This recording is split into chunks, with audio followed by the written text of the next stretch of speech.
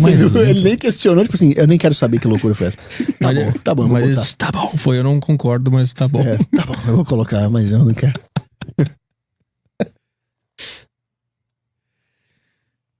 Olha, isso tá gnose, meu filho, tá certo?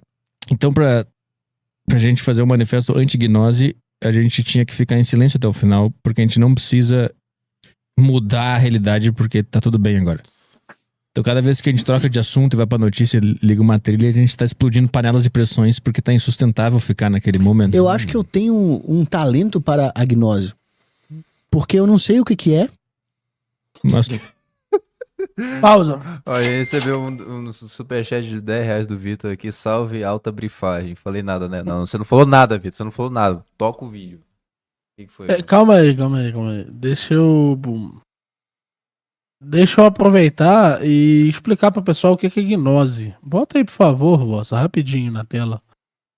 O doc que eu te mandei.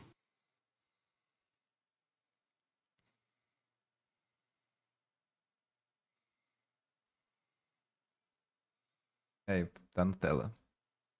Então, vamos lá. Esse livro é um livro muito forte nesse assunto gnose.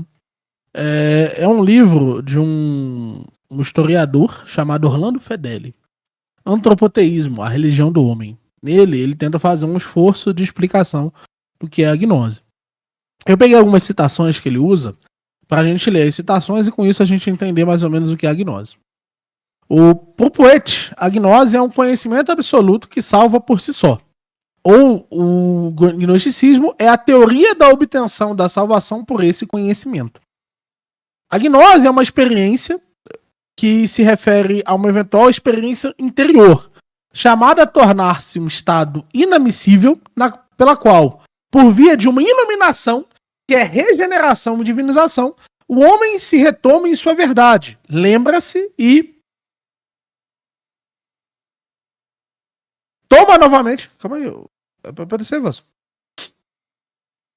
Toma novamente consciência de si mesmo. Isso é, de uma só vez, de sua natureza e de suas origens autênticas. Desse modo, ele se conhece ou se reconhece em Deus. Conhece Deus e se manifesta a ele mesmo como emanado de Deus e estranho ao mundo.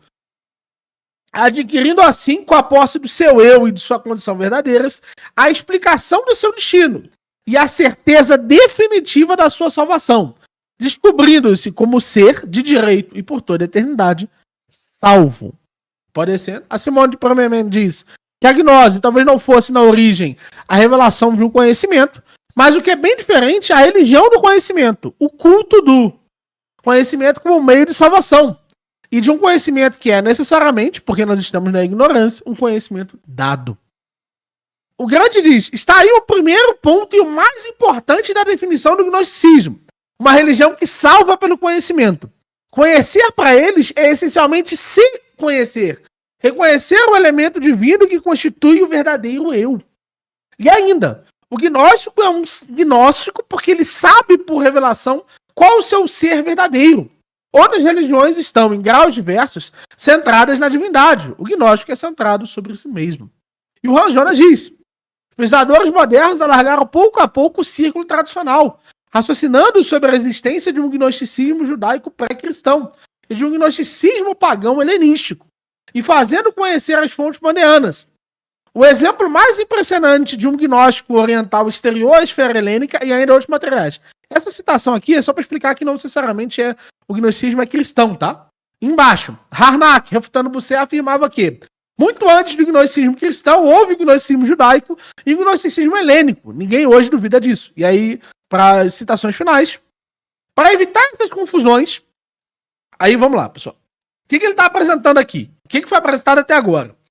Existe um conhecimento que quando você adquirir esse conhecimento, quando você se familiarizar com esse conhecimento, quando esse conhecimento entrar na sua vida, você será uma pessoa que irá ver como o seu estágio atual é sujo, é um estágio que precisa ser colocado adiante como um estágio a ser superado, e esse estágio a ser superado vai te aproximar do seu verdadeiro caráter, vai te aproximar de Deus, vai se aproximar da bondade. Do jeito que você está hoje, você não pode estar com Deus. Você precisa efetivamente superar a si mesmo para estar com Deus naquele momento.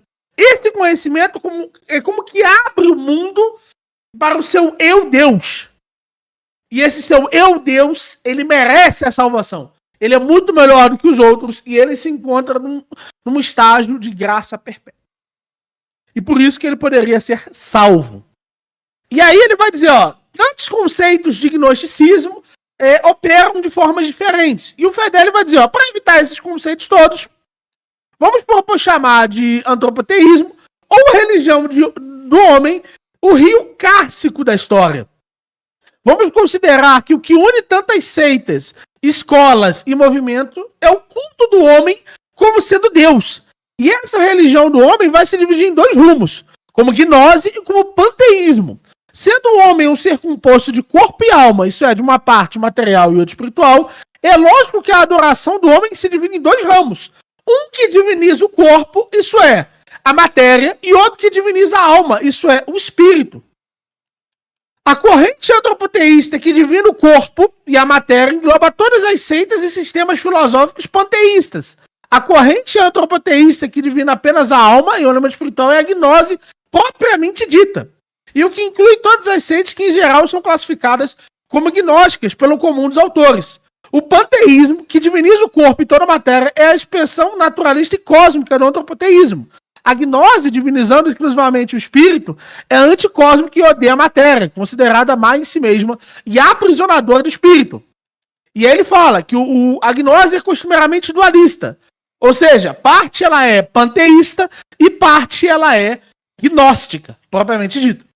O que nós acusamos esses homens de serem é gnósticos.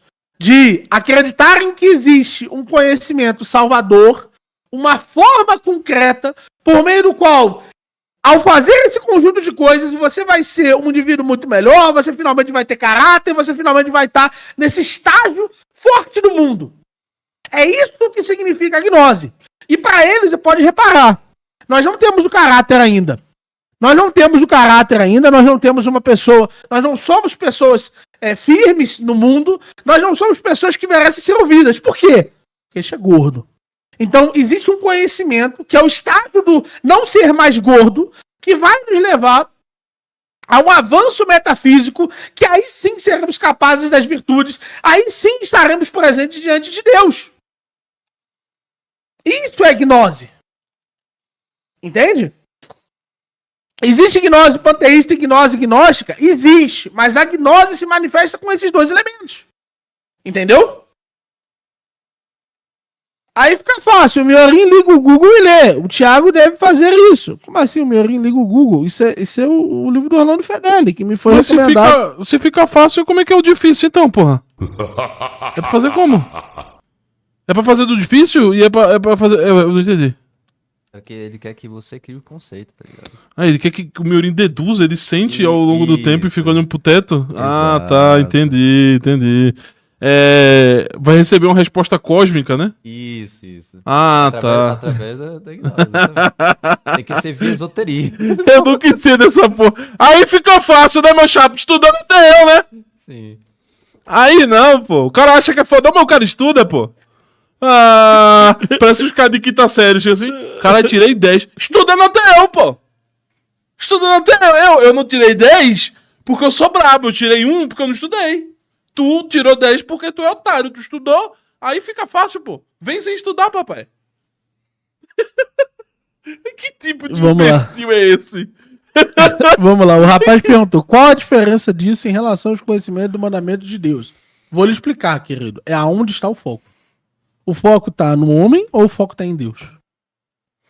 O motivo pelo qual essas pessoas estão buscando esse eu verdadeiro, esse eu é o objetivo final? O objetivo final é estar num estágio maior para você mesmo? Ou o foco é Deus? Entende? O foco da sua vida precisa ser Deus. Todas as outras formas de colocar você no centro, todas as formas pelas quais você coloca você mesmo no centro são gnoses. Entende? Lembrando que gnose não necessariamente é algo sempre negativo, tá? Porque a igreja, de fato, traz revelações, traz dogmas, traz a verdade. Não, mas o lance é, todas essas verdades são voltadas a Deus. Isso, Não ao 100%. Isso, 100%. 100%. Mas até onde eu sei, eu já vi alguns padres falando gnose em si, a palavra gnose, o significado da palavra gnose, não é em si algo negativo. Mas não é possível ser gnóstico Isso. Só pra ficar claro. Sim, mas pra ficar claro também que, tipo, a gnose em si não é um problema, tipo, porque a própria igreja traz revelações e traz a verdade.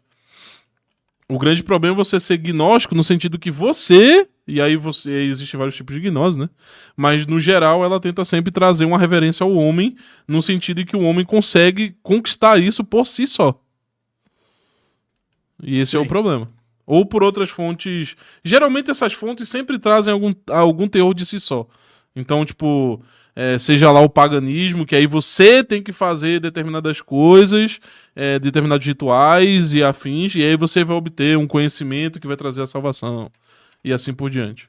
Então, tipo, a igreja, e aí sim vem uma santa que toda vez eu esqueço o nome dela, mas ela é caracterizada pelo Vaticano II. E aí quem não gosta vai se morder agora, morde as costas aí. Que ela fala que o demônio consegue vestir a humildade, mas não consegue vestir a obediência.